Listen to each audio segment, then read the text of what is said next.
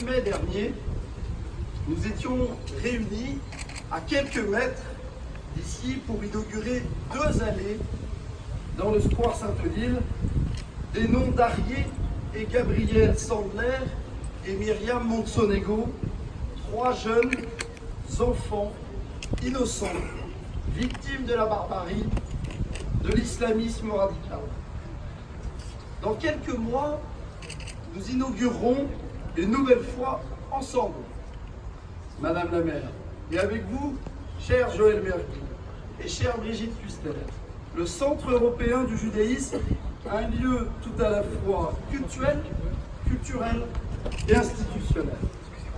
C'est toute la communauté juive de France et d'Europe qui cherchera à faire connaître à tous sa culture pour lutter contre toutes les formes de racisme et d'antisémitisme.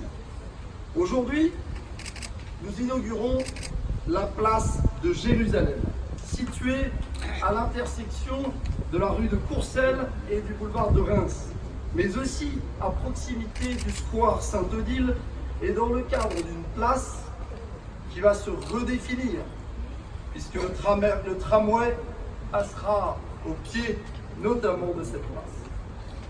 Lorsque vous m'aviez fait cette proposition, Madame la maire, en mars dernier, je n'ai pas hésité un instant à vous donner mon accord. S'il existe des sujets clivants qui font l'objet de joutes verbales au Conseil de Paris ou en dehors, il y a des sujets qui nous rassemblent. Aussi, choisir de dénommer une place parisienne, place de Jérusalem, c'est un message porteur d'espoir adressé à notre belle jeunesse qui doit se lever face aux discours parfois fanatiques et sceptiques. En effet, que n'avons-nous pas entendu ou lu depuis ce vote et cette délibération? Toute cette polémique est ridicule et n'a aucun fondement. Cette décision, nous l'assumons collectivement, sans idéologie. L'enjeu aujourd'hui est de dénommer une place de Jérusalem dans Paris. Paris, capitale mondiale. Jérusalem est une ville qui rayonne, avec laquelle Paris entretient des relations étroites et confiantes. Jérusalem est la ville 3 fois sainte.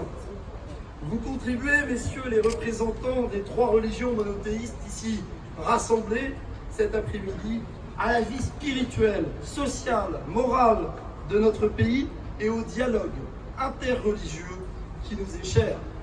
Ce dialogue qui permet de tisser des liens entre les communautés d'autres religions, tout en gardant et en restant témoin de sa propre foi. C'est ce qui se vit dans nos quartiers, ici, dans le 17e arrondissement. Vous êtes des maillons indissociables pour forger ce lien qui nous unit et qui nous permet de vivre dans une société de paix, d'entraide et de fraternité. Toutes ces valeurs qui font notre communauté nationale. Il est primordial de garantir cette chaîne d'union dans les années à venir. Monsieur le maire de Jérusalem, dont la présence nous honore, je suis convaincu que c'est une grande chance pour Paris et un si beau symbole d'avoir une place qui porte le nom de Jérusalem. N'oublions pas.